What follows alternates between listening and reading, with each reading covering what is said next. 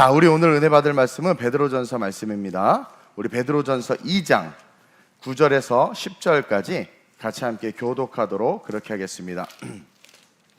베드로전서 우리 2장 9절에서 10절입니다.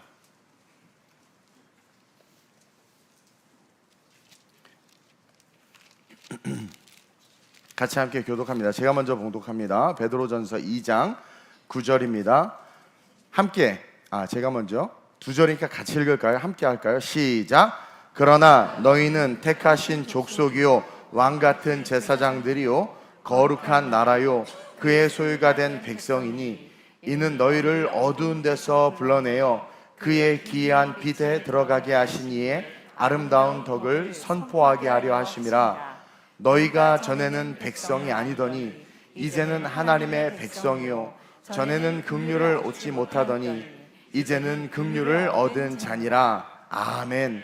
오늘 이 본문 말씀을 가지고 우리의 신분이라는 제목으로 은혜를 나누도록 그렇게 하겠습니다.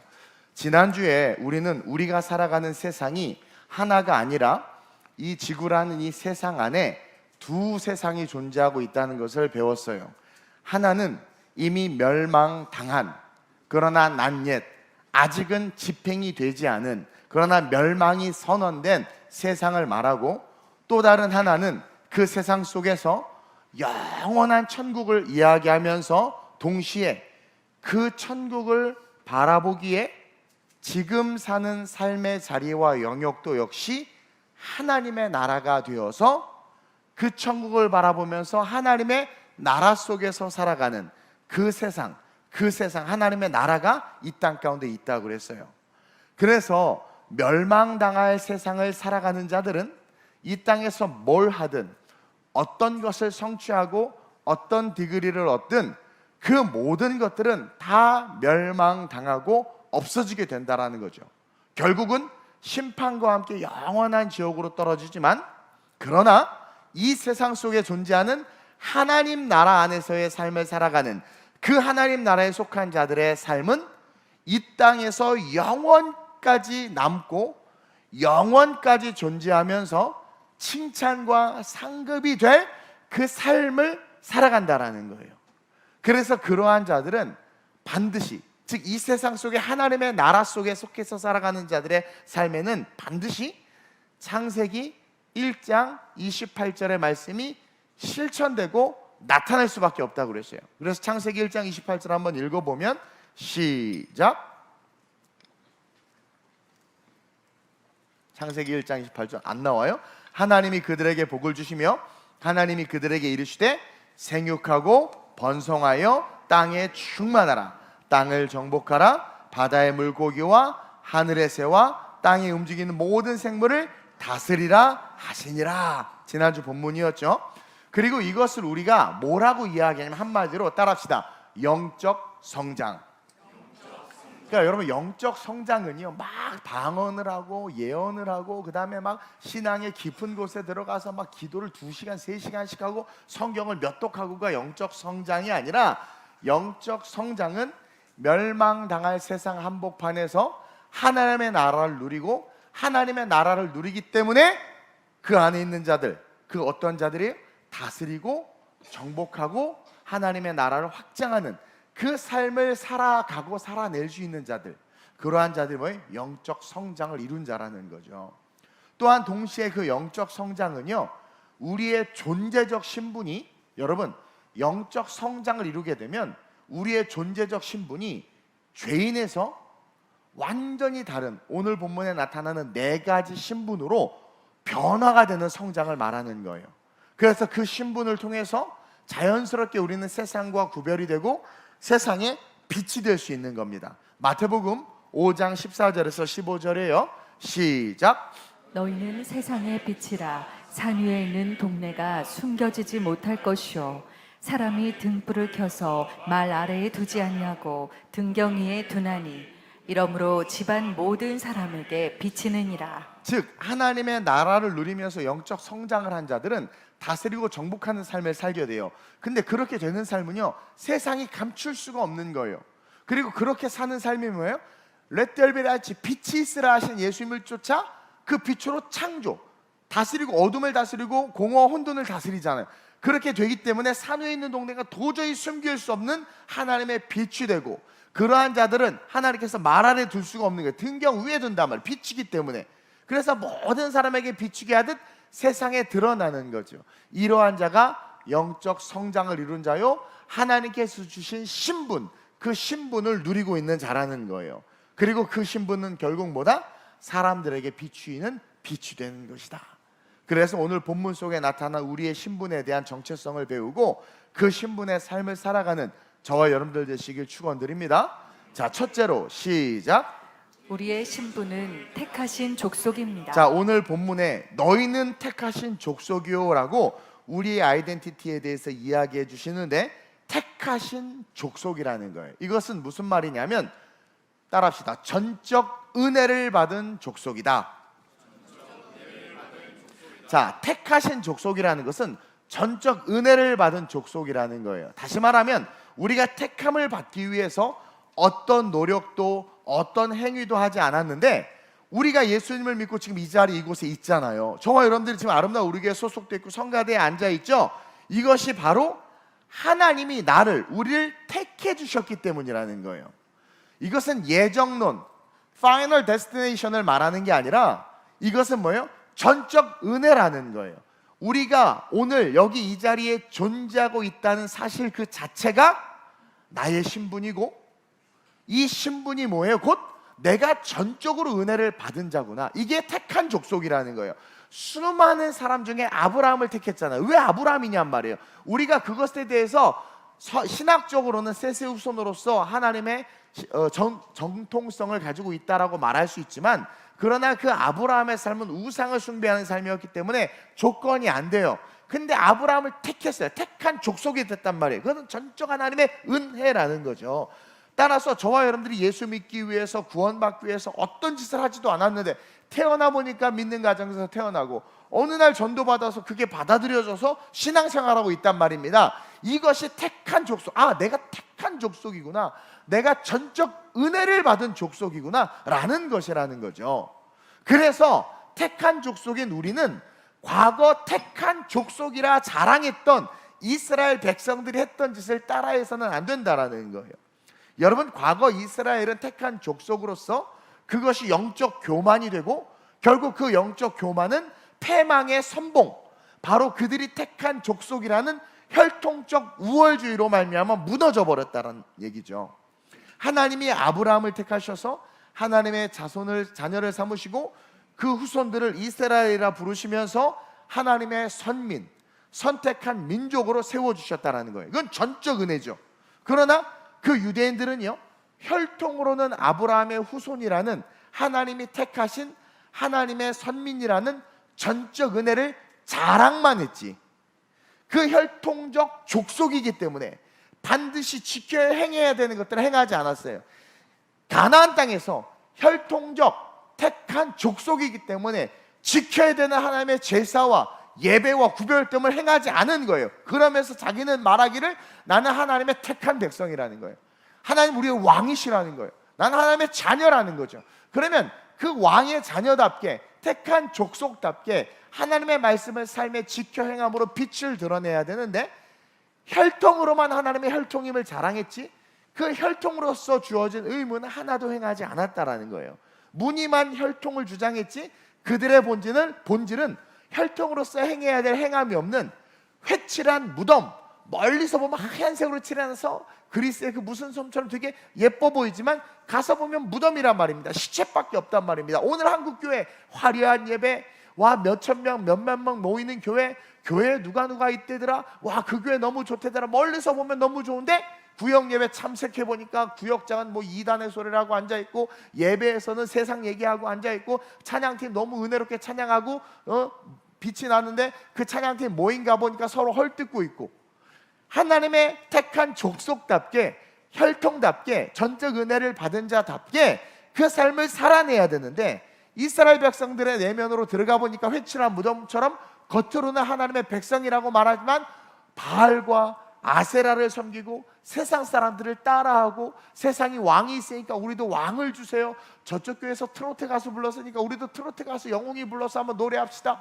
그러면서 계속해서 세상을 쫓아가는 거예요. 그래서 결국 결론이 뭡니까? 택함 받은 족속임에도 불구하고 바벨론과 아수르에 짓밟혀 버렸단 말입니다. 한국 교회가 지금 유럽도 다 짓밟혔고, 어제 뉴스를 보니까 미국의 개신교가 엄청나게, 특별히 경건주의를 표방하는 미국 남침내 교단의 성도가 20%가 줄었대요. 지금 다 무너지고 있다라는 얘기예요.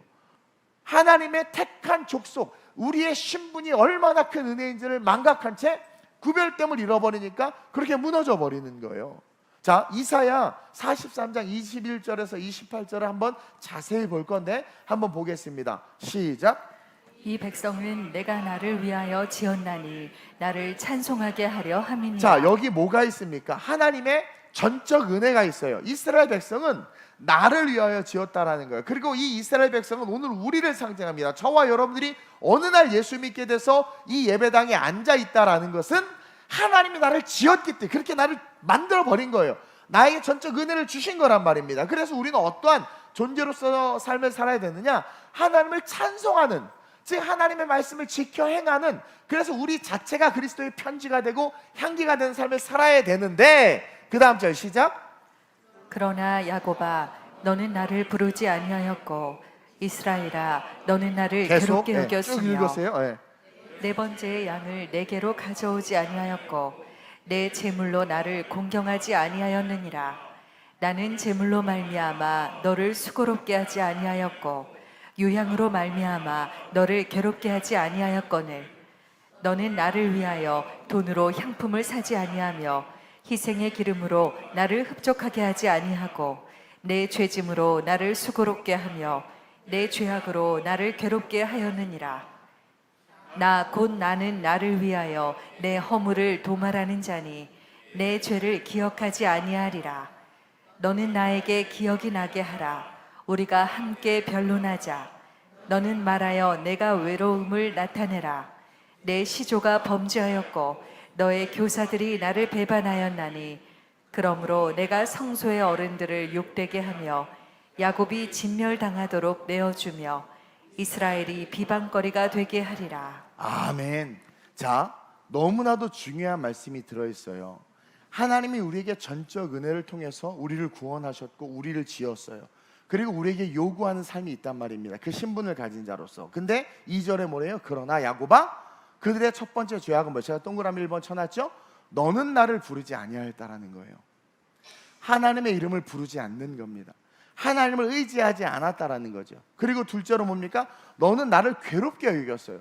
주일 예배, 수요 예배, 봉사와 헌신, 특히 여러분들이 힘들어하는 그 11조, 왜 나를 괴롭게 그러니까 너는 나를 괴롭게 여겼다. 하나님께서 우리에게 요구하는 것들이 우리가 왜 나를 이렇게 괴롭게 해, 날 힘들게 해, 그렇게 하나님이 은혜와 사랑임에도 불구하고 하나님이 요구하는 것들을 기뻐하지 않은 거예요. 그러면서 세 번째 뭡니까? 내 번제의 양을 내게로 가져오지 아니하였고, 그 번제의 양은 회개예요. 죄사함, 다시 말하면 죄를 지을 때마다 회개해야 되는데 회개하지 아니하고 그것을 즐기고 누렸다라는 거죠. 내 제물로 나를 공경하지 아니하였다. 하나님에 대한 경외함을, 예배의 이 경외함을 잃어버린 거예요. 또 네 번째 뭡니까? 돈으로 향품을 사지 아니하며 희생의 기름으로 나를 흡족하게 하지 아니하고, 하나님께서 주신 물질을 하나님께로 올려드리지를 못하는 거예요. 이것이 하나님의 것이고 내게 주신 것을 통해서 하나님이 하시려고 하는 일들에 대해서 그리스도의 향기가 되는 삶을 살지 못했다라는 거죠. 죄짐으로 나를 수고롭게 하며 내 죄악으로 나를 괴롭게 했대. 이게 뭡니까? 너희들이 자기의 소견대로 살아갔다라는 거예요. 하나님의 자녀로서, 택함 받은 자로서 살아가야 되는, 택하신 족속답게 살아가야 되는데 자기의 소견대로 살아갔어요. 그래서 결국 어떻게 됩니까? 마지막에 그러므로 맨 마지막 절, 내가 성소의 어른들을 욕되게 하며 야곱이 진멸당하도록 내어주며 이스라엘이 비방거리가 되게 하리라. 그들의 결론이 돼버렸다라는 거예요. 따라서 지금의 우리는 하나님께서 우리의 죄악을 자신의 아들 예수 그리스도에게 감당하게 하심으로 이제 그를 믿는 자들은 혈통이나 민족이라는 표면적으로 드러나는, 겉으로 드러난 어떤 차별이나 구별이 아니라 그리스도 안에서 주님과 연합을 통해서 영적으로 새롭게 태어난 그리스도인으로 우리를 택하여 주셨기 때문에 이제 구약의 율법이 아니라 신약의 예수의 그 은혜를 기억하면서 다시 한번 우리는 택하신 족속답게 삶을 세워나가야 된다는 거예요. 요한복음 1장 12절 13절에 시작. 영접하는 자 곧 그 이름을 믿는 자들에게는 하나님의 자녀가 되는 권세를 주셨으니 이는 혈통으로나 육정으로나 사람의 뜻으로 나지 아니하고 오직 하나님께로부터 난 자들이니라. 여기서 뭘 발견해냅니까? 오직 하나님으로부터 난 자들이라. 하나님이 나를 만드셨다라는 거예요. 저와 여러분들이 여기 있는 건 저와 여러분들의 삶에 하나님의 계획이 있는 거예요. 계획. 따라서 내 혈통, 육정 이런 게 중요한 것이 아니라 예수를 영접한 것이 이제 은혜가 돼서 너희가 아시아 사람이든 유럽 사람이든 이스라엘이든 그것이 아니라 뭐예요? 이제 너희가 그리스도와 연합되었기 때문에 너희는 택하신 족속이 됐다. 그러니까 내 신분은 내 과거, 내 부모 그것에 의해서 결정되는 것이 아니라 예수 그리스도를 믿는 믿음으로 말미암아 내 신분은 이제 하나님의 전적 은혜를 받은 자가 됐다. 따라서 어느 순간 내가 예수 믿는 집안에서 태어나고 어느 순간 누가 나를 전도해서 내가 지금 예수를 믿고 있고 지금 이 예배당 속에 있다는 것은 내가 택함 받았다라는 분명한 축복이 있는 그 축복받은 존재라는 것을 기억하고 또한 이것이 전적 은혜이다라는 것을 기억하고 그것이 내 신분이다. 하나님이 나를 택하셨다. 따라서 그것이 축복임으로 말미암아 내 신앙은 그 축복을 기반으로 전적 은혜를 주신 그 은혜를 기반으로 세워나가야 되는 그 삶의 숙제를 가진 자가 우리다라는 거예요. 이것을 세워내지 못하기 때문에 우리의 삶의 축복도 기적도 능력도 은혜도 다 사라져버리고 있다는 거예요. 그러니까 여러분 은혜를 딱 경험하고 내가 은혜 받은 자라는 것을 잊지 아니하면 그 사람의 태도는 그 받은 은혜를 향하게 돼 있어요. 누군가 나에게 도움을 주고 누군가 나에게 큰 은혜를 베풀면 그가 살아가는 삶에 그 은혜와 그 사람은 항상 뭐예요? 포커스가 된단 말이에요. 감사든 삶의 방향이든. 따라서 하나님은 지금 우리가 어떠한 삶을 살기를 원하느냐, 우리의 신분의 그 가장 파운데이션, 너네들의 처지와 형편이었다. 내가 널 택했잖아.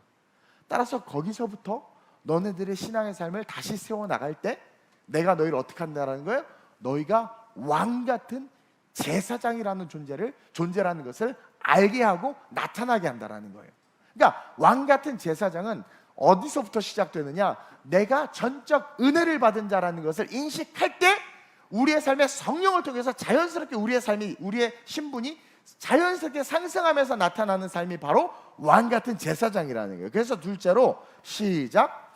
우리의 신분은 왕같은 제사장들입니다. 그러니까 맨날 말로만 왕같은 제사장이 아니라 이 파운데이션이 뭐다?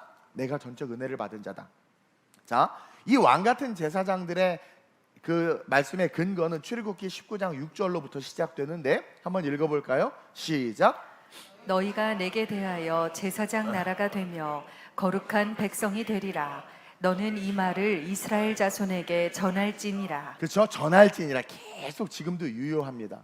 애굽에서 나와서 광야를 걸어가는 이스라엘 백성들을 향해서 하나님이 뭐라고 말하냐면 광야 그 험난한 곳 노예였던 그들을 향해서 너희가 내게 대하여 제사장 나라가 되게 하리라. 이거 뭐예요? 하나님에게 다이렉트하게 예배할 수 있는 하나님의 자녀가 되는 거예요. 거룩한 백성이 되리라. 그리고 이것은 지금도 유효하고 그래서 이 유효함이 어디로 들어가는 열쇠가 돼요? 천국에 들어가는 열쇠가 되는 거예요. 그래서 바울이 이것을 우리에게 깨닫게 해주시는 게 뭐냐면 이 출애굽기 말씀이 예수님을 통해서 완성됐다. 그래서 로마서 5장 17절에 이렇게 기록하고 있어요. 시작.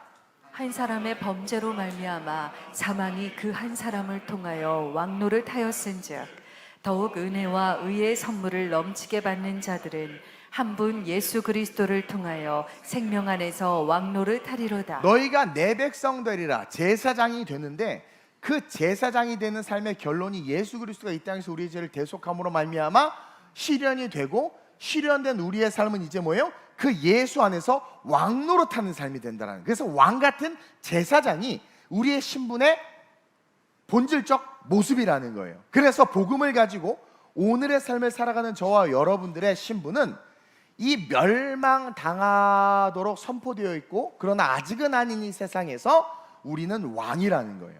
동시에 제사장이라는 거예요. 전적 은혜를 받았기 때문에 은혜를 깨닫고 감사하며 부스트업되는 그 순간 우리의 존재는 성령에 의해서 이 멸망당할 세상 속에서 왕이 되는 것이고 제사장이 되는 거예요. 그러면 왕이 뭐냐? 왕은 뭐예요? 여러분, 다스리고 정복하는 자예요. 여러분, 중세시대 때나 구약시대 때면 왕이 뭐예요? 전쟁을 하러 나가면서 하는 게 뭡니까? 다스리고 정복하는 거거든요. 창세기 1장 28절은 하나님이 우리를 이 세상에서 왕으로 살라고 명령하신 태초의 축복이에요. 창세기 28장에 바로 너희가 왕이다라는 메시지가 들어있는 거예요. 다시 한번 읽어볼까요? 시작. 하나님이 그들에게 복을 주시며 하나님이 그들에게 이르시되 생육하고 번성하여 땅에 충만하라. 땅을 정복하라. 바다의 물고기와 하늘의 새와 땅에 움직이는 모든 생물을 다스리라 하시니라. 충만하고 정복하고 다스리는 권세는 왕에게 있는 겁니다. 그리고 이것을 태초의 아담과 하와에게 준 거예요. 아담과 하와는 이 지구, 하나님이 창조한 에덴에서의 왕이었던 거예요. 하나님은 전능하신 천지만물의 왕이시고 우리는 그 전능하신 하나님 안에서 우리에게 부여된 권리와 그 특권 속에서 이 세상 가운데 왕으로서 임명받고 살아가는 존재라는 거예요. 그래서 이 하나님의 명령대로 우리는 다스리고 정복하고 통치해야 되는 것이 우리의 본질이라는 거예요. 근데 그 통치권을 가진 그리스도인들이 하나님의 뜻이 아니라 자신의 뜻을 위해서 다스리기 시작하는 거예요. 그러니까 어떤 일이 일어납니까? 그 삶에 쓴뿌리가 자라는 거예요. 이게 에덴에서 추방당한 인간들의 삶에 쓴뿌리가 나는 것과 동일한 메커니즘이란 말이에요. 그래서 결국 은혜와 성령이 사라지는 교회가 나타나는 거예요. 목회자가 교회를 자신의 뜻과 자신의 뜻을 위해 교회를 다스리고, 저와 여러분들이 가장으로서 하나님의 뜻대로 가정을 컨트롤해야 되는데 자기의 뜻대로 가정을 다스리는 거예요. 자기 아버지에게 사랑을 못 받고 자랐다고 그 아들에게도 사랑을 줄 줄 모르는 건 그 아버지가 공부하지 않은 거죠. 내가 가난하게 자랐기 때문에 부모에 대한 원망을 가지고 부자가 되었을 때 부모를 하나도 돌보지 않아 하나님의 자녀로서의 권세를 누리지 못하는 거예요. 스스로가 말씀 속에서 깨달아 변화된 삶을 살지 못한 채 그냥 그렇게 자기 뜻대로 자기 소견대로 살기 시작하는 거예요. 그럴 때 어떤 일이 일어나냐면 자꾸 쓴뿌리가 자라고 교회 안에, 가정 안에 여러분들의 인생 속에서 은혜와 성령이 사라지는 거예요. 그래서 신앙생활하고 삶을 열심히 살아가는데도 소망이 없고 하는 것마다 자꾸 안 되는 거예요. 허덕이는 인생이 된단 말입니다. 다스리고 정복해야 되는데, 그래서 허덕이면서 사는 생명 없는 그리스도인들로 이 세상이 멸망을 향해서 치닫게 되는 거예요. 왕인데도 불구하고. 그래서 창세기 6장 1절에서 3절에 그 내용을 기록해놨는데 시작. 사람이 땅 위에 번성하기 시작할 때에 그들에게서 딸들이 나니 하나님의 아들들이 사람의 딸들의 아름다움을 보고 자기들이 좋아하는 모든 여자를 아내로 삼는지라. 여호와께서 이르시되 나의 영이 영원히 사람과 함께하지 아니하리니 이는 그들이 육신이 됨이라. 그러나 그들의 날은 120년이 되리라 하시니라. 아담과 하와의 범죄를 가려주셨고 그들에게 다시 은혜를 베풀어 주셨고 사람들이 번성했단 말이에요. 그러면서 그들에게 딸들이 낳았다고 이야기하는데 이것을 무슨 신화처럼 여러분들 해석하면 안 돼요. 제가 전에 분명히 정확하게 해석해 드렸어요. 근데 그렇게 번성한 그들이 하나님의 뜻대로 세상을 다스리고 정복해야 되는데 하나님의 아들들이 사람의 딸들의 아름다움을 보고 자기들이 좋아하는 모든 여자를 아내로 삼은 거예요. 뭐예요? 자기의 소견대로 살기 시작하죠. 자기의 뜻대로 가정을 통치하고 자기의 뜻대로 교회를 통치하고 자기의 뜻대로 세상을 통치하는 거예요. 그러니까 여호와께서 이르시되 나의 영이 사람과 함께하지 아니하리니 하나님의 영이 떠나니까 가시와 엉겅퀴가 자꾸 자라는 거죠. 그러면서 그들은 육신이 됩니다. 하나님의 성령이 영이 떠난 거예요. 육신이 썩어질 흙이 돼버리는 거예요. 무가치해진 먼지 더스트가 돼버리는 겁니다. 그러나 그들의 나는 120년이라는 이 땅에서의 수명을 살다가 그냥 사라져버리는 초라한 존재가 되는 거예요. 자, 여기서 하나님의 아들들을 어떤 사람들은 천사라고 말하고 어떤 사람들은 경건한 셋의 후손이라고 말하고 어떤 사람도 이상한 족속이라고 말하는데, 여러분들 하나님의 아들들은요 경건한 셋의 후손이기도 하면서 동시에 이 땅의 왕들을 말하는 거예요. 왕인 그들이 하나님의 명령을 따라 다스리고 정복해. 그게 하나님의 아들들이란 말. 하나님의 아들들은 하나님의 명령을 받아. 제가 창세기 1장 28절에 그 내면 속에 들어있는 메시지가 뭐예요? 우리는 왕이에요. 그래서 아담과 하와에게 모든 동물의 이름을 지으라고 했고 다스리라고 정복하라고 한 거예요. 그러니까 왕이란 말입니다. 그래서 아버지의 뜻대로 세상을 통치해야 되는데 그 하나님의 아들들이 자기의 뜻대로 세상을 살아가는 거죠. 그래서 자기가 원하는 것을 얻고자, 자기가 원하는 것을 갖고자 싸우는 존재가 돼버린 거예요. 이것을 한마디로 말하면 뭔가 타락이라고 말. 이게 타락인 거예요. 타락하기 시작하는 거예요. 그러면서 사람의 딸들은 뭐냐면 자기들이 좋아하는 것, 자기 중심적인 삶을 위해서 그 사람의 딸들, 그러니까 아버지의 뜻이 아닌 것들을 좋아하는 걸 말하는 거예요. 그것을 사람의 딸들로 칭한 거라는 거예요. 얻기 원하는 삶으로의 정복이 되는 거예요. 그래서 빼앗는 거죠, 자꾸. 지금도 목회자들이나 선교사들이나 이 땅의 크리스찬 대부분들이 이런 왕 노릇을 하고 있는 겁니다. 이런 왕 노릇을 하나님의 뜻대로 다스리고 정복하는 게 아니라 썩어지고 없어질 자기 보기에 좋은 것을 위해서 다스리고 정복하고, 심지어는 안식일까지 패하면서 자기가 원하는 것을 얻고자 다스리잖아요. 정복하잖아요. 하나님께 성령의 감동을 주고 마게도냐로 가라고 했는데 바울은 기꺼이 자기의 아시아의 계획을 다 물리치고 왕 같은 통치를 가지고 마게도냐에 가서 다스리고 정복하잖아요. 그래서 빌립보 교회가 세워지고 루디아를 만나고 큰 하나님의 역사가 나타나잖아요. 근데 우리는 내가 세운 계획, 이번에 캠핑 계획, 이번에 무슨 여행 계획, 이번에 무슨 물놀이 계획을 세웠어요. 근데 갑자기 하나님께서 성령을 통해 어떤 감동을 줘요. 그러면 내가 왕 같은 제사장이라면, 왕이라면 내 하나님의 뜻을 내가 이루기 위해서, 그것을 해내기 위해서 내 것을 버리고 달려나가야 되는데, 우리가 보기 좋은 사람의 딸들, 세상에 보기 좋은 아름다운 것들을 위해서 하나님의 것들을 포기하고 있는 거예요. 그러니까 뭡니까? 결국은 교회도 나라도 미래도 그것 때문에 무너지고 있는 건 아닙니까? 그래서 하나님이 홍수로 모두를 심판했듯 다 이제 불로 소멸될 일들을 하나님의 뜻이라고 포장하면서 하고 있는 거예요. 그러니까 하나님의 하늘의 질서가 깨진 거죠. 하나님의 아들들이 생육하고 번성하라는 하나님의 말씀을 자신들의 욕망을 채우고 욕심을 채우는 말씀으로 변질시킨 거예요. 그리고 또 한 가지, 사람의 딸들도 문제였어요. 자, 방금 읽은 말씀에 보면 2절에 사람의 딸들의 아름다움을 보고라고 기록되어 있죠. 이들 역시 이 사람의 딸이 아니라 하나님의 딸들이죠. 근데 왜 이들을 사람의 딸들로 이야기했느냐? 이 여인네들이 뭐예요? 세상에서 자기의 아름다움을 뽐내면서 자기 자신을 드러내려고 자기중심적으로 자기를 포장하고 나타내려고 힘쓰고 애쓰는 삶을 살았다는 거예요. 그리고 그 아름다움으로 왕과 권력을 가진 자들의 그 권력을 이용하고 누리려고 했던 거예요. 그러니까 왕은 그렇게 아름다움을 드러내면서 그런 자기가 원하는 것을 얻으려고 했고, 여인들은 그 힘과 권력을 가진 자들을 얻고자 자기 아름다움을 꾸미면서 오직 육적인 것으로 세상에 가득한 거예요. 그러니까 하나님이 인간 지음을 한탄했다는 게 뭡니까? 창세기 1장 28절에 왕으로서의 삶을 잃어버린 거죠. 그리고 썩어질 것을 위한 삶으로 살아가는 그들을 보고 그들을 심판하기로 작정한 거예요. 즉 사람의 딸들 역시 내면의 영적인 아름다움을 추구해야 되는데 외적인 보여지는 회칠한 무덤과 같은 삶이 목적이 되어서 살아가는 거죠. 둘 다 타락해서 심판을 받은 거예요. 둘 다 하나님의 뜻이 아니라 자신의 뜻과 세상의 힘과 권력을 위해서 살았기 때문에 다 멸망당한 거예요. 이 내용이 되게 깊은데 이걸 짧게 설명하려니까 되게 힘든데 여러분들이 이해하시길 축원드립니다. 그러나 이제 잘 들으세요. 그리스도로 말미암아 구원받은 저와 여러분들은 구약은 그림자란 말이에요. 이제 우리는 밝히 드러난 예수와 복음 안에서 사는 자들이기 때문에 이 구약의 그림자를 예수를 통과해서 온 나에게 다가오는 레마의 말씀으로 받아내야 돼요. 그러기 위해서 우리가 기억해야 되는 건 뭐냐면 이제 우리는 예수 그리스도로 말미암아 구원받은 존재예요. 그러니까 다시 말하면 하나님께서 택하신 아브라함과 같은 그 택한 본질적 축복의 존재로 우리의 삶이 바뀐 거란 말이에요. 그렇다면 이제 오늘 본문처럼 이제 우리는 뭐예요? 하나님의 아들이 된 거고 하나님의 딸들이 된 거예요.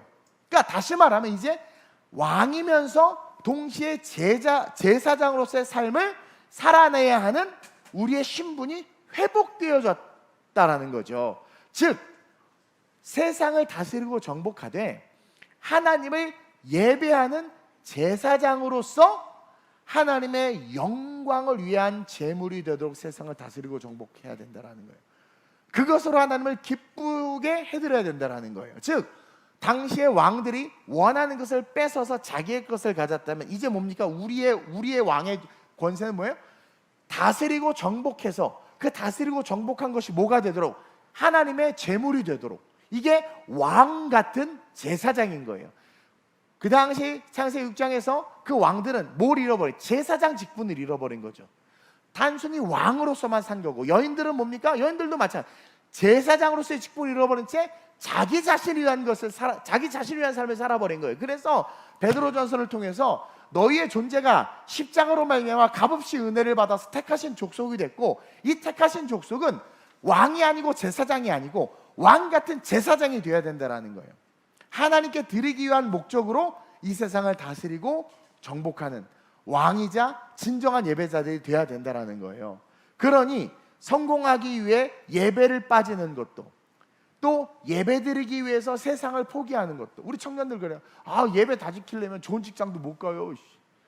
또 목사님 1년만 기다려주세요. 제가 여기서 이렇게 주일날도 막 이렇게 해서 내가 성공해서 올게요. 둘 중에 하나를 우리는 내려놓는단 말입니다. 성공하기 위해서 예배를 빠지거나, 또 예배 때문에 내 꿈과 비전, 성공을 포기하거나, 이런 게 아니라 우리는 보스 둘 다 해내는 왕이요 제사장이라는 삶의 신분이 회복되어져야 된다는 거예요. 그래서 내게 능력 주시는 자 안에서 내가 모든 것을 할 수 있다. 그 모든 것은 뭡니까? 모든 걸 다 다스리고 정복하는데 능력 주시는 자 안에 있기 때문에 그것이 다 하나님의 재물, 하나님께 영광을 얻으리는 재물이 될 수 있다는 거예요. 다시 말해서 여러분들의 삶으로 적용해 보면, 여러분들이 다니는 직장에서 어떻게 신앙생활하니까 힘듭니까? 라고 말을 하지만, 내가 전적 은혜를 받은 자는 깨달아지고, 그러므로 말미암아 하나님 앞에 대한 감사가 살아나면 그 순간 내 안에 왕권과 제사장의 권한이 드러나요. 그래서 어떻게 돼요? 내가 내 업무나 내가 하는 일들을 능히 할 수 있으면 그 최선을 다하게 됩니다. 그래서 그것으로 성실과 인정을 받게 돼요. 그러면 그것이 결국 어떻게 돼요? 내가 하나님 감사합니다, 하나님 앞에 영광을 올려드리게 되는 거란 말이에요. 우리는 그렇기 때문에 이 세상에 못할 것이 없는 존재요, 불가능이 없는 존재라는 거예요. 와가지고 사람들이 와서 자기 병을 못 고쳐요. 아들의 병을 못 고쳐. 그러니까 그 아버지 예수님에게 할 수만 있거든 내 아들의 병을 고쳐달라는 거예요. 예수님이 그랬어요. 할 수 있거든이 무슨 말이냐? 너는 질병도 다스릴 수 있고 귀신도 다스릴 수 있고 모든 것을 할 수 있다. 할 수 있거든이 무슨 말이냐? 믿는 자에게는 능히 하지 못할 것이 없다. 근데 그 믿는 자가 뭐예요? 왕 같은 제사장이라면 능히 하지 못할 것이 없다. 왜?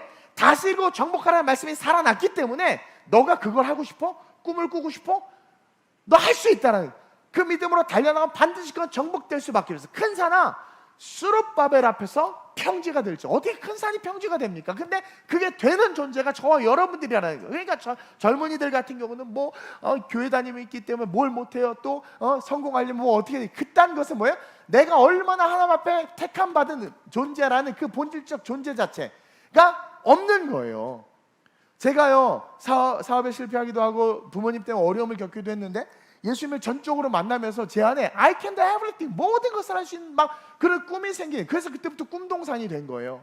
그리고 그것에 대해서 뭡니까? 결국은 내가 이걸 통해 하나님 앞에 영광 올려드려야지. 내가 이걸 통해서 영광을 올려드려야지. 내가 이걸 통해서 제가 개척을 통해서도 하나님 앞에 영광을 올려드리려고 개척을 한 거지, 나의 영광을 위해서라면 딴 데 갔죠. 그러니까 여러분 그거예요. 하나님의 영광을 위해서 막 이 마음이 솟아나니까 불가능이 없는 거예요. 다 해내는 거예요. 여러분 그거 아세요? 제가 IT 영역에서 그냥 KIA로부터 기술사 자격증 받은 거 아세요?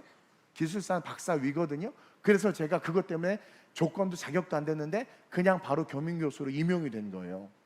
이게 어떻게 된 거냐면, 내가 I can do everything이라는 거야. 그 믿음을 가지고 내가 다스리고 정복하고 싶은 영역이 있어. 이걸 정복해서 나를 드러내는 것이 아니라 하나님의 영광을 드러내야지 라고 말할 때, 그때 우리는 왕권이 살아나서 다스리고 정복이 돼요. 보세요. 하늘 생육하고 번성하고 땅에 충만하고 다스리고 바다에, 그러니까 이 지구 전체를 우리는 어떻게 통치할 수 있는 권한이 예수로 말미암아 살아난다라는 거예요. 근데 그 살아나는 것이 사람의 딸들이나 하나님의 아들들이라고 명했지만 결국은 욕심을 위해서 살아갔던 자들처럼 제사장의 권세가 없는 채로 살아나면 결국 그들이 뭐예요? 자기의 의와 자기 자신을 위해서 멸망의 길을 갈 수밖에 없는 건데, 진짜 내가 택함 받은 존재로서의 그 본질적 족속으로서의 그 아이덴티티가 살아나면 제사장 직분도 같이 올라온다라는 거예요. 그래서 뭘 하든 먹든지, 성경에 뭐래, 예수님께 먹든지 마시든지 다 하나님의 영광을 위하여라. 먹든지 마시든지가 인생이고 꿈이고 비전이잖아요. 그것 때문에 여러분들이 공부하고 하잖아요. 근데 그게 하나님의 영광을 위해서, 이 영광은 그 제사장이란 말이에요. 먹든지 마시든지 살아가는 삶은 왕권으로 다 할 수 있다. 동시에 너는 하나님의 영광을 위해서 그 모든 것을 해라. 이 왕 같은 제사장이 저 여러분들의 신분이라는 거예요. 그래서 그 신분이 우리는 회복되어져야 된다. 그것이 회복되어지면 내게 능력 주시는 자 안에서 우리는 모든 걸 해낼 수 있다는 거예요. 제가 어떻게 우리 교단과 다음 세대들에 대한 그런 꿈을 꾸고 할 수 있다고 말합니까? 뭐 보여지는 거 아무것도 없지만, 그렇죠? 엘리야가 저 끝에서 조그만 구름 보고 이제 됐다라고 말한 것처럼 우리 아이들의 예배하는 모습이나 아이들이 한 아이가 변화된 그 고백을 통해서 벌써 작은 구름을 보고 이 구름이 큰 데를 가져올 걸 아는 거예요. 그러니까 한 사람이 천을 이루고 약한 자가 강국을 이룬 것 같이 그냥 뭔가 큰 열매가 아니라 하나님의 나라에 대한 관점을 갖고 있기 때문에 그것으로 기도하다가 나타난 작은 징조 하나를 통해서 뭐예요? 벌써 이루어질 하나님의 나라를 볼 수 있는 힘이 생기는 거예요. 그게 신앙인 거예요. 그게 신앙인 거예요. 그래서 세 번째로 그렇게 살다 보면 우리, 시작, 우리의 신분은 거룩한 나라이며 동시에 그의 백성입니다. 그렇죠. 그렇기 때문에 그렇게 살아간 우리의 삶의 신분은 그냥 우리가 거룩한 나라가 되어버리는 거예요. 거룩한 나라가 되어버리고 진짜 하나님의 백성, 그러니까 하나님이 지키실 수밖에 없고 하나님의 주권이 머물며 하나님의 통치가 나에게 임하는 진짜 하나님의 백성이 되는 거예요. 자, 애굽을 나와서 출애굽의 여정 속에 하나님은 이스라엘 향해서 뭐라고 말씀하셨느냐? 출애굽기 19장 5절 6절 이렇게 이야기했어요. 시작. 세계가 다 내게 속하였나니 너희가 내 말을 잘 듣고 내 언약을 지키면 너희는 모든 민족 중에서 내 소유가 되겠고 너희가 내게 대하여 제사장 나라가 되며 거룩한 백성이 되리라. 너는 이 말을 이스라엘 자손에게 전할지니라. 보세요. 제사장의 나라와 거룩한 백성이 언급되고 있죠. 근데 그 전에 19장 5절의 출애굽기 세계를 언급하고 있어요. 지금 우리가 그 당시에 세계하면 애굽만을 떠올리지만 하나님은 알파의 오메가였기 때문에 이 온 지구를 말하는 겁니다. 세계가 다 하나님에게 속했다라는 거예요. 다시 말하면 하나님의 나라는 이 지구를 다 뒤덮고 있는 거예요. 그러나 나에게 오지 않은 거예요. 근데 하나님은 이 모든 걸 통치하고 있죠. 그러면서 뭐라고 말해요? 너희가 지금 광야의 여정 속에 있는 그들에게 내 말을 잘 듣고 내 언약을 지키면, 광야의 여정은 인생이 우리의 여러분들의 지금의 인이스타임, 지금의 때란 말입니다. 이때 하나님의 말씀을 잘 듣고 왕 같은 제사장으로서의 삶을, 언약을 잘 지키면 너희는 모든 민족 중에서 내 소유가 되겠다. 다시 말하면 하나님의 소유가 된다는 건 하나님과 함께 이 지구를 다스리는 자가 된다는 거예요. 그러면서 동시에 너희가 내게 대하여 제사장 나라가 되며, 그러니까 우리가 다스리고 정복하는 것이 결국 어떻게 돼야 되는 거야? 하나님의 영광을 위한 것이, 그냥 자연스럽게 영광을 위한 게 돼요. 그리고 너희는 거룩한 백성이 되리. 이건 뭐예요? 영원한 천국 백성을 말하는 거예요. 그리고 이 말을 이스라엘 자손에게 전할지니라. 여기서 이스라엘 자손은 광야 한복판에서 있는 60만을 말하기도 하지만 오늘 이 예배당에 있는 저와 여러분들, 영적 이스라엘은 우리에게도 지금 전달되는 메시지라는 거예요. 그래서 여기 5절에 소유라는 단어가 나오죠. 출애굽기 19장 5절 방금 읽은 이 소유의 그 뜻을 보면 특별한 대가를 지불했다라는 뜻이에요. 그러니까 너희는 모든 민족 중에 내 소유가 되겠고라는 것은 되겠고, 난예시에 아직 난예, 즉 내가 너희를 위해서 대가를 지불할 거야. 누가 들어있어요? 이 말씀 속에 예수 그리스도가 있는 거예요. 그리고 그 예수 그리스도를 소유하게 되면 너희가 내게 대하여 어떤 나라가 돼? 제사장의 나라가 된다. 너희는 내 백성이 된다. 하나님의 통치권을 부여받아, 왜냐면 아담과 하와가 통치권을 부여받아서 이 지구에 있었잖아요. 그게 회복되는 거예요.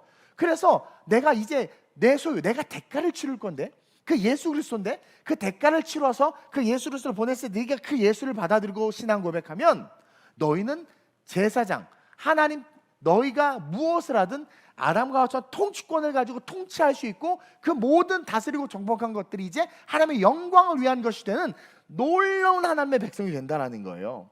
그래서 이제 예수 그리스도의 피로 우리가 그분의 소유가 됐잖아요, 저와 여러분들.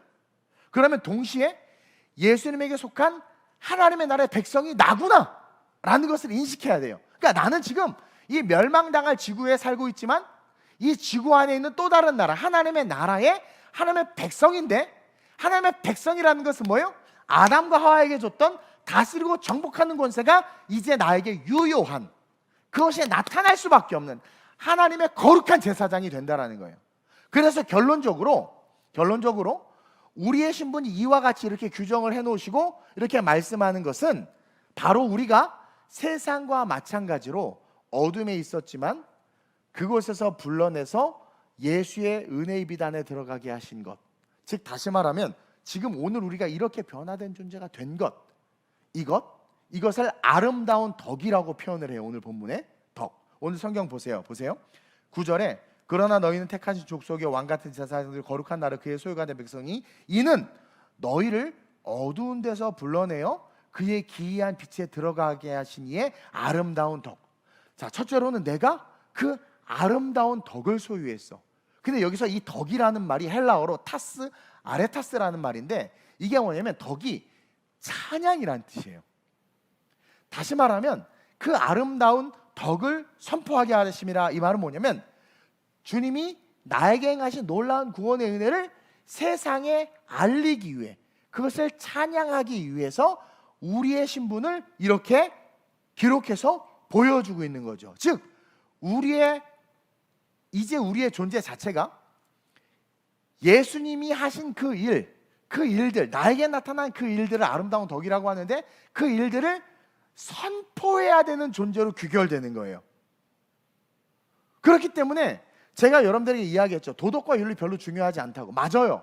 근데 이제서야, 이제 여기까지 오면, 우리의 신앙이 여기까지 오면 그렇기 때문에 우리는 더 도덕적이 돼야 되는 거예요. 그렇기 때문에 더 윤리적으로 살아야 되고, 그렇기 때문에 그 아름다운 덕을 우리를 통해서 나타내야 되기 때문에 우리는 더 아름답게 살아야 된다는 거예요. 또한 동시에 세상의 선악의 기준이 하나님에게 있다는 것을 알기 때문에 때로는 그 도덕과 윤리를 뛰어넘어서 그것이 진정한 선임을 또 세상에 외치고 드러낼 수 있어야 된다는 거예요. 그래서 10절에 그렇게 기록하고 있는 거예요. 10절과 같이 시작. 너희가 전에는 백성이 아니더니 이제는 하나님의 백성이요 전에는 긍휼을 얻지 못하더니 이제는 긍휼을 얻은 자, 완전한 하나님의 소유가 된 하나님의 백성이 되는 거라는 거예요.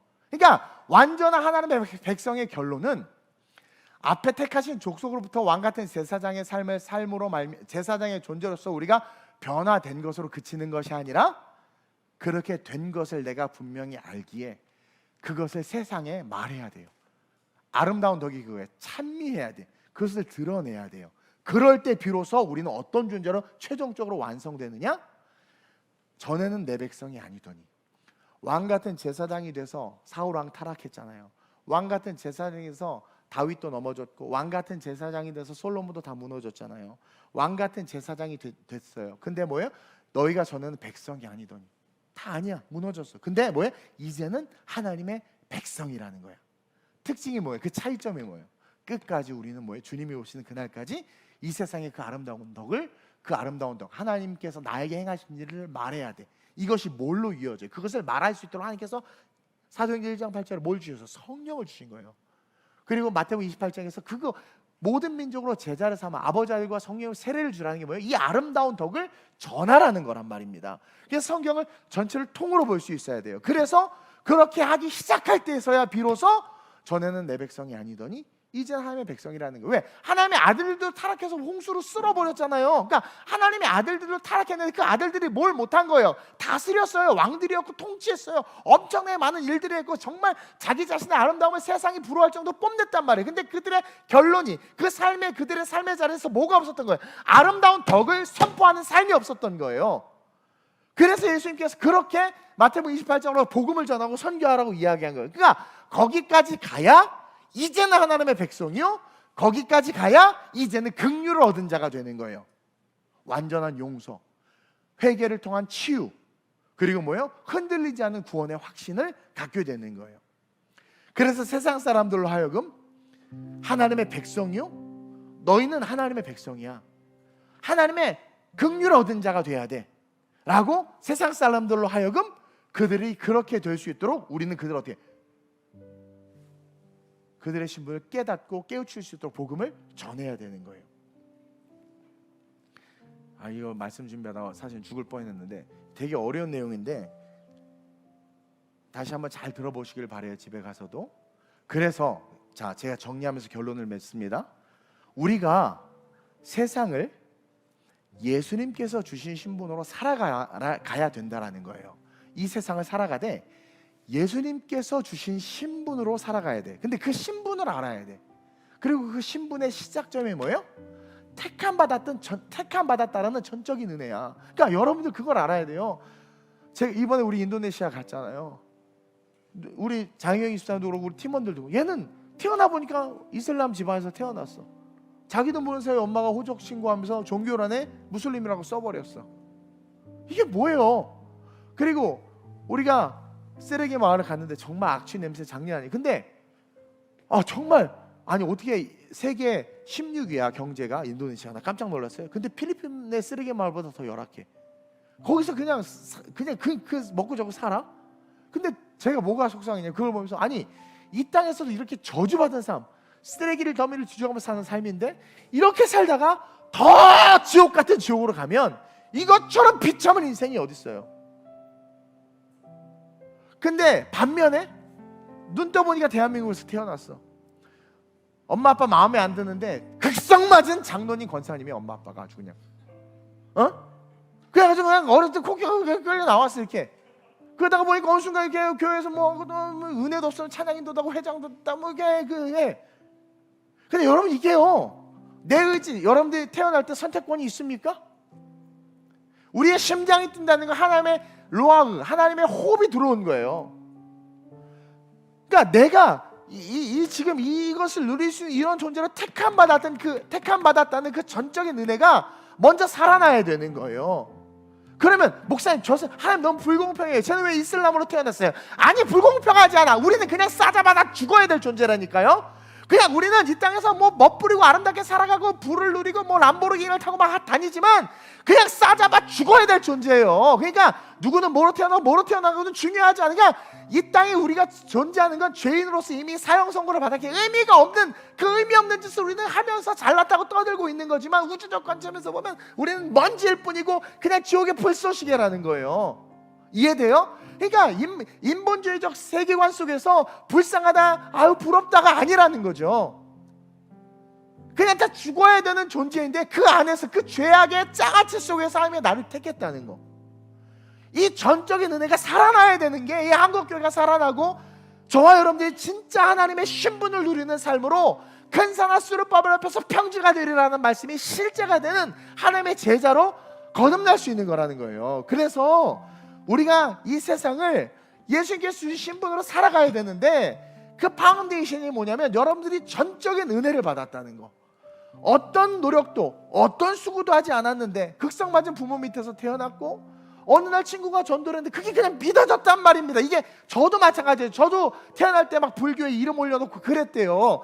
근데도 불구하고 제가 지금 이렇게 목사가 된 것은 전적인 은혜란 말입니다. 아니 우리는 죄의 장아찌는 계속 뒹굴죠. 그딴 도덕과 윤리가 아니에요. 근데 그 은혜를 깨달았으니까 더 도덕과 윤리적으로 살아야 된다는 것이 그냥 세속의 관점이 아니라 내가 택함받은 자로서의 정체성으로 나타나야 그게 진짜 도덕과 윤리가 되는 거라니까요.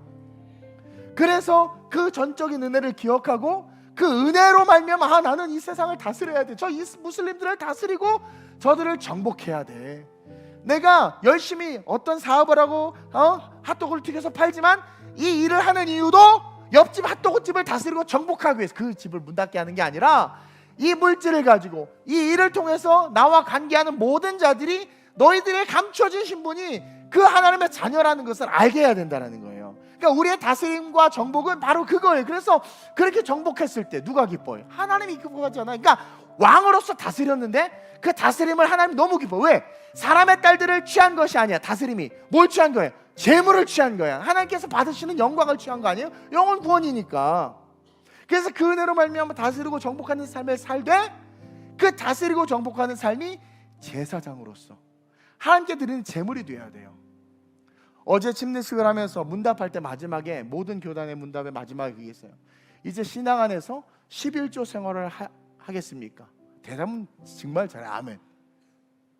그 11조의 의미를 여러분들 아세요? 제가 별로 강조를 안 하는데 그거는 진짜 신앙 안에서 자발적으로 나타나는 거예요.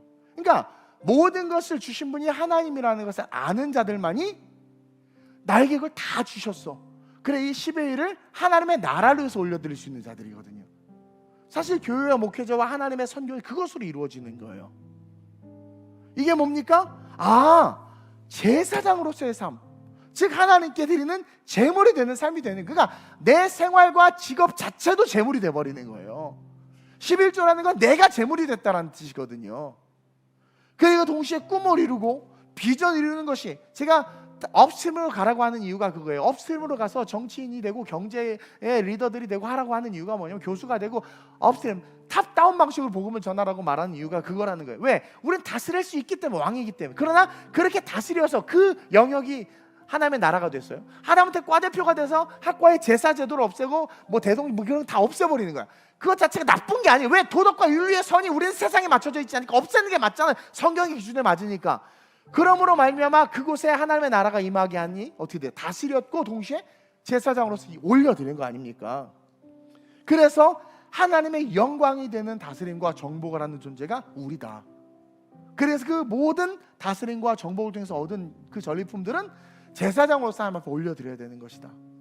그래서 그의 소유이자 백성이 된 내 자체가 세상에 드러나, 그것이 아름다운 덕이 돼서, 그것이 하나님을 찬미하는 삶, 그러니까 그 자체가 하나님을 찬양하는 것이 돼서, 나를 얻기 위해서 대가를 치르신 그 예수님에게 그 예수님을 기억하며 그 예수님에게 뭐예요? 내 삶을 올려드리는 거죠.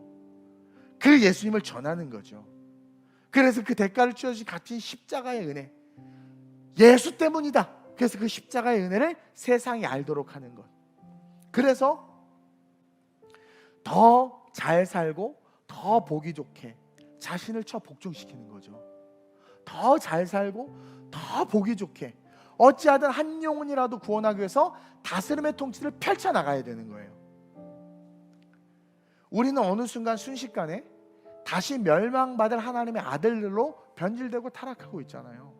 내가 원하는 것을 얻기 위해, 예배도 내가 원하는 스타일로 드리길 원하더라고. 막 닥터 쇼핑 하듯이. 하나님의 아들들인데 그 아들들이 왜 멸망당했어요? 홍수로.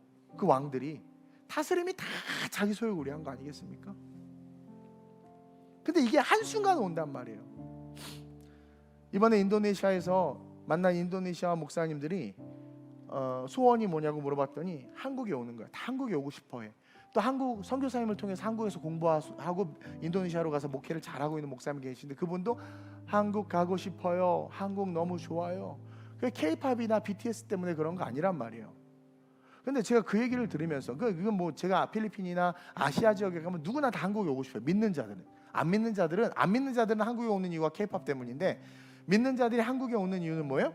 그냥 한국에 오고 싶다는 거예요. 그래서 내가 아니 나는 미국 가고 싶은데, 저 미국 되게 가고 싶어 하잖아요. 유럽 되게 가고 싶어 하잖아요. 그래서 선교사님에게 물어요. 여러분들 유럽 선교 다 가고 싶어 하잖아요. 돈 때문에 못 가잖아요. 그리고 아시아 선교 다 가기 싫잖아. 돈이 있어도 안 가잖아요. 더워서. 근데 보세요. 제가 선교사님에게 물었어요. 아니 선교사님, 나만 해도 미국에 가고 싶고 유럽에 가고 싶은데, 이스라엘에 가고 싶은데, 이스라엘 가고 싶지 않아요? 나 이스라엘 너무 가고 싶어. 근데 가서 예수님의 흔적도 보고 바울의 흔적도 보고 루터와 칼빈의 흔적들을 쫓아가면서 막 그 현장에서 은혜 받고 싶은데, 근데 왜 이들은 그런 유럽이나 그런 어떤 미국이나 이스라엘 이런 게 아니라 왜 한국을 이렇게 오고 싶어 해요? 그랬더니 이제 서로 얘기하다 통역으로 저한테 얘기해 주는 거예요. 근데 그 답을 듣고 제가 해머로 머리를 한 대 맞은 듯한 느낌을 받았어요. 그 선교사님이 해석해서 말씀해 주시기를, 이 인도네시아 목사님들이 한국에 오고 싶어하는 이유는 딱 하나라는 거예요. 그들이 유럽을 모릅니까? 이탈리아 파스타를 모르겠어요? 알지. 그 유럽의 찬란한 문화유산을 모릅니까? 알지. 근데 뭐라고 말하냐? 왜 한국에 오고 싶으면 유럽은 이미 지나간 세대라는 거예요. 근데 한국은 지금 현재 부흥이 일어나고 있는 현장이기 때문에 나 한국에 오고 싶다는 거야. 나 또 몰라.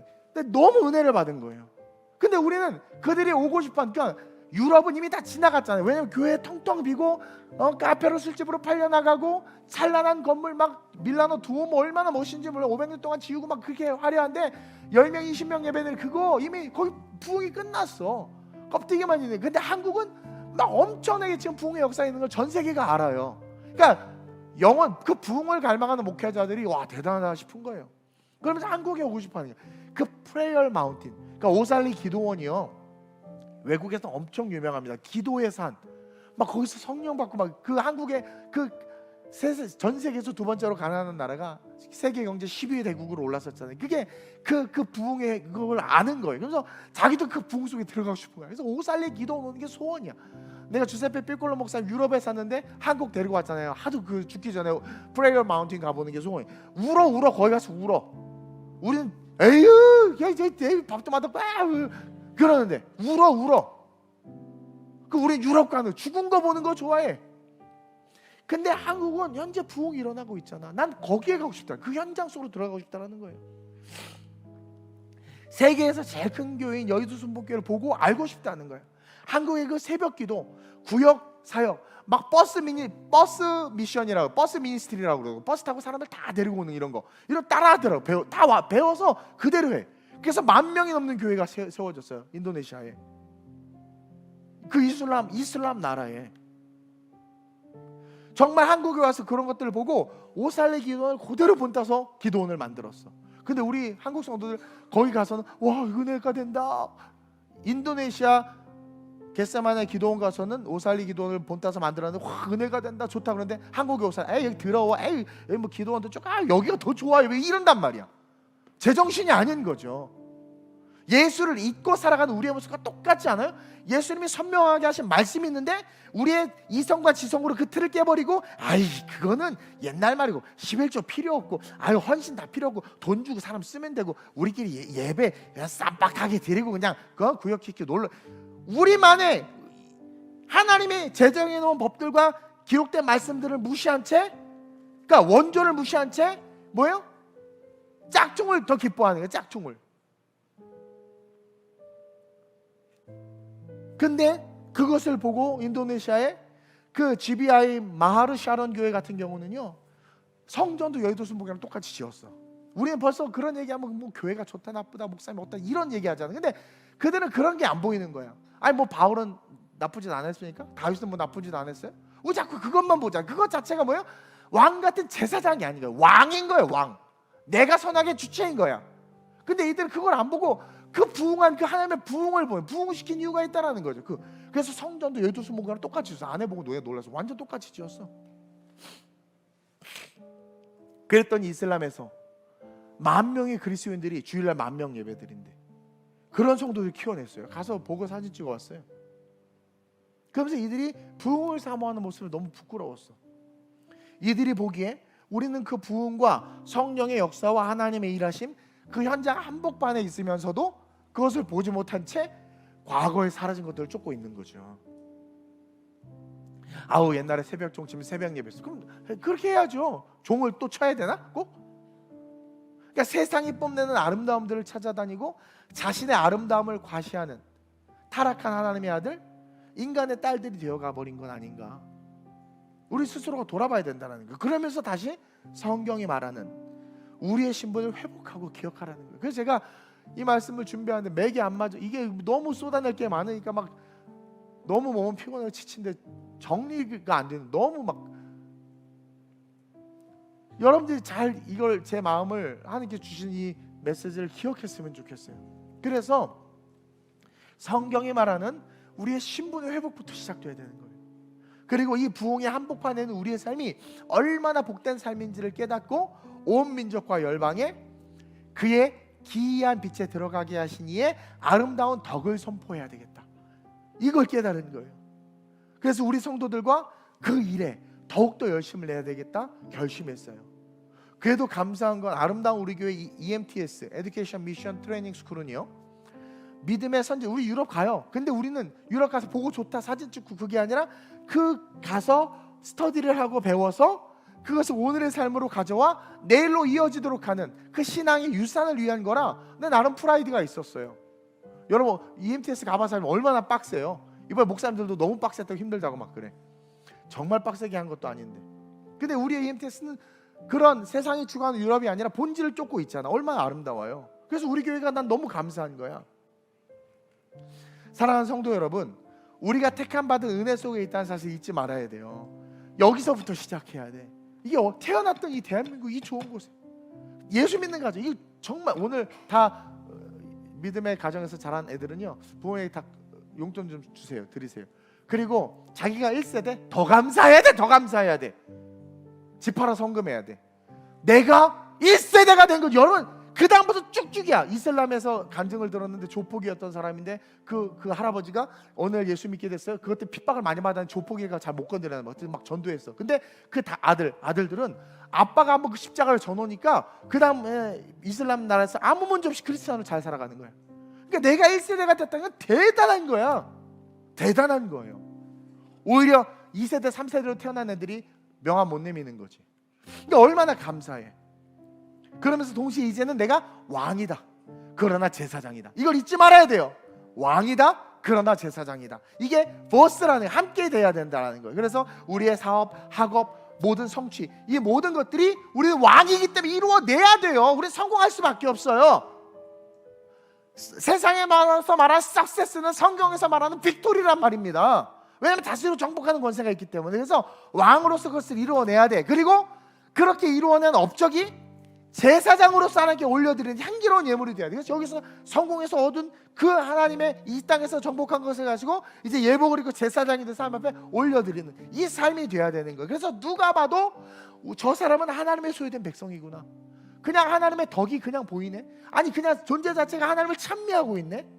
그러면서 많은 사람들이 그의 기이한 빛으로 들어올 수 있도록, 그의 기이한 빛으로 들어올 수 있도록 우리의 신분이 변화되는 것. 따라합시다. 이것이 신앙생활이다. 그러니까 여러분 신앙생활은 단순한 게 아니란 말이에요. 교회 왔다 갔다 하는 게 아니란 말입니다. 신앙생활이라는 게 바로 이 어마어마한 신앙생활이라는 그 조그만 빙산에 물이 뜬 것이 이 밑에 어마어마한 파운데이션을 가지고 있는, 이게 신앙생활이라는 거예요. 이게 신앙생활이라는 거예요. 교회만 왔다 갔다 하는 게 아니라. 그러니 세상을 왜 두려워해요? 왜 좁니까? 뭐든지 할 수 있어요. I can do everything through him who gives me strength. 내가 모든 거 할 수 있어요. 젊은이들은 그런 꿈을 가져야 되고, 노인들은 천국을 바라보면서 그 천국에서 마지막 더 스파트를 내야, 더 열심을 내야 돼요. 그래서 나중에 주님 앞에 섰을 때 인정받는 삶이요, 칭찬받는 삶으로 그렇게 아름답게 세워지는 저와 여러분들 되시길 주님의 이름으로 축원드립니다. 이 시간 한번 기도하겠습니다. 우리의 신분, 하나님께서 어느 날 내가 예수 믿고 태어나게 하시고 얼마나 감사한지요. 내가 택함 받은 하나님의 자녀라는 것, 내가 택함 받았다는 것, 이거 잊지 않고 하나님 내가 살아가게 하소서. 전적인 은혜, 내가 택하신 족속이라는 것, 이제 그 은혜로 말미암아 난 다스리고 정복하겠습니다. 그리고 내가 다스리고 정복하는 것은 제사장으로서 하나님의 영광의 제물이 되도록 하겠습니다. 그래서 많은 사람들이 그의 기이한 법을 보고 그의 기이한 법, 예수 십자가 안으로 들어올 수 있도록 내가 그렇게 살아가게 해달라고, 우리 교회가 그런 교회 될 수 있게 해달라고 주님을 한번 물합시다. 전심으로 기도합니다. 주여! 할렐루야. 좋으신 아버지 하나님, 이 놀라운 성경의 메시지를 짧은 시간 안에 전하다 보니 답답함이 있음을 고백합니다. 그러나 우리 성도들이 깨달아 알기를 원합니다. 우리가 어떠한, 우리의 신분이 어떠한 존재인지를 기억하고 신앙생활이라는 것이 무엇인지를 기억하고 이와 같이 이 축복 속에서 그의 기이한 빛을 세상에 드러내 세상을 변화시키는 존귀한 자들이 될 수 있도록 우리 교회와 우리 성도들의 삶을 써주시옵소서. 우리가 택함 받았다는 것은 너무나도 큰 은혜입니다. 대한민국의 기독교인이 20%라고 합니다. 우리는 그 20% 안에 들었습니다. 그리고 그 20% 안에 하나님 염소들도 많은데, 그래도 그 타락한 교회들도 많은데, 그래도 말씀대로 살려고 하는 이 아름다운 우리 교회에 우리가 택함 받아서 서 있다는 것이 얼마나 큰 은혜고 감사인지요. 이제 이곳에서 우리는 다시 한번 왕으로서, 그러나 동시에 제사장으로서 일어나야 합니다. 하나님, 못한다, 할 수 없다고 말하는 마귀의 생각과 마귀의 그런 좌절된 마음을 떠나가게 하시고, 왕은 다스리고 통치하는 자입니다. 하나님의 왕은, 하나님 나라의 왕은 모든 것을 할 수 있습니다. 내게 능력 주시는 자 안에서 내가 모든 것을 할 수 있느니라 분명히 기록되어 있기에 그 왕은 이 세상을 다스리고 정복할 수 있습니다. 그리고 다스리고 정복한 그 결과물을 통하여 제사장으로서 우리는 하나님 앞에 올려드려야 합니다.